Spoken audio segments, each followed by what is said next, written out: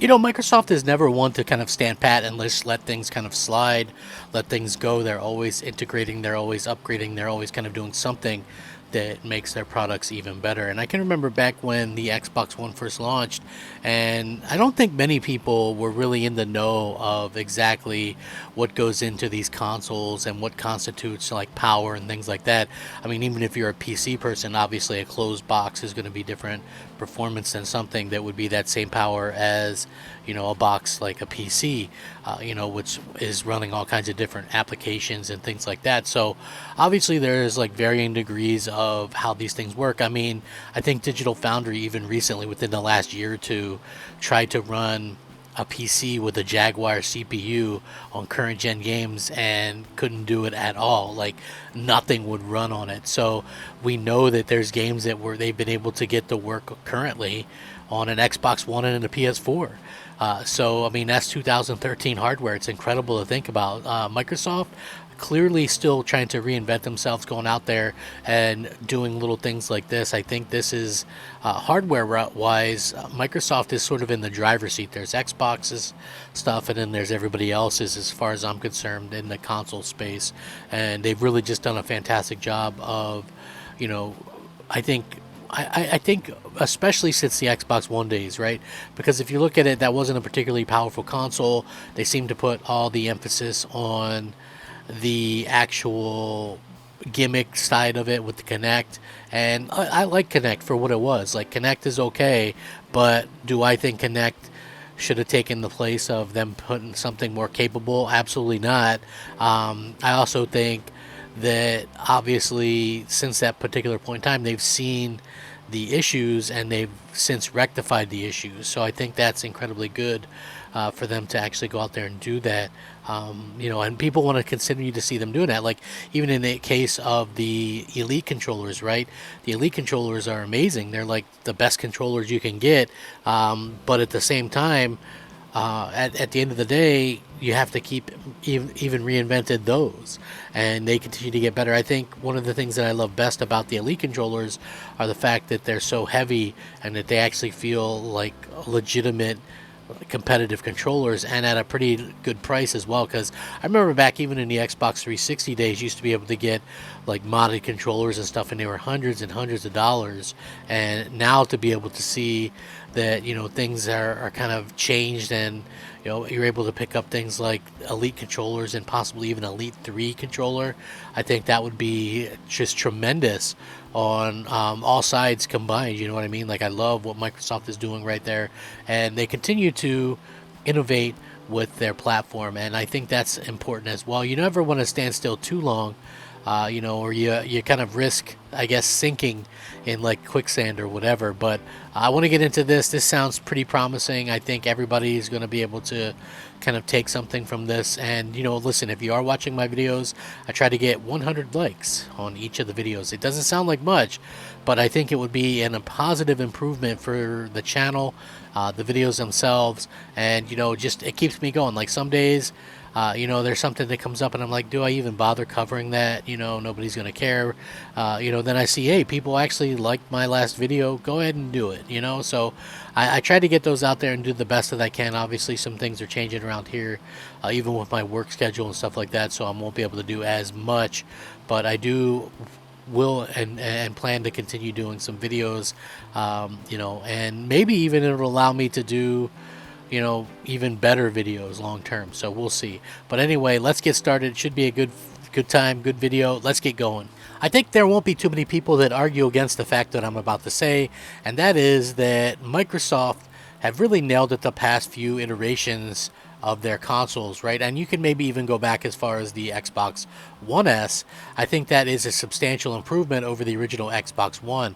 Now, with that being said, Microsoft continues to, reinvent themselves. And, if you look at, say, the Xbox One and what they've been able to do with that, I feel like they nailed it. The Xbox One S, the Xbox One X, fantastic consoles.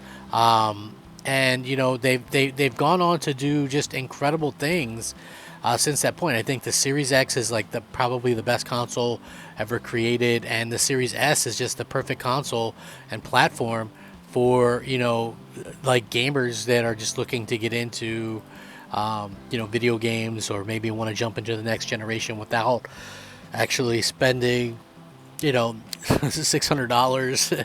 I think that they've done a fantastic job with that. Now, the interesting thing when it comes to some of these things, like what Microsoft might be doing here, is the fact that, all along, I feel like Microsoft has had, this idea to kind of fix their controllers. And even since the Xbox 360 days, I think everybody kind of admits that the Xbox 360 had like the better controllers. And then even into the Xbox One had amazing controllers. But, it was certainly a bright spot, but people refuse to admit that for whatever reason. So, I always look at this and I go, it's so strange to me that people don't want to admit that Xbox has any kind of advantage.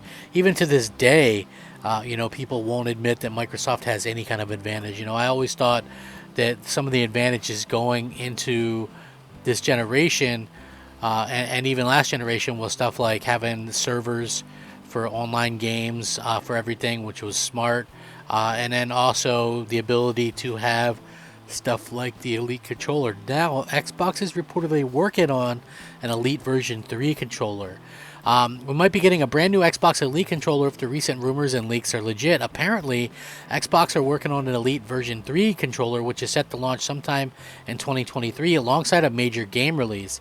Sadly, the details are pretty scarce right now, but the good news is that the rumor has been corroborated by several sources, including Windows Central reporter Jez Gordon himself.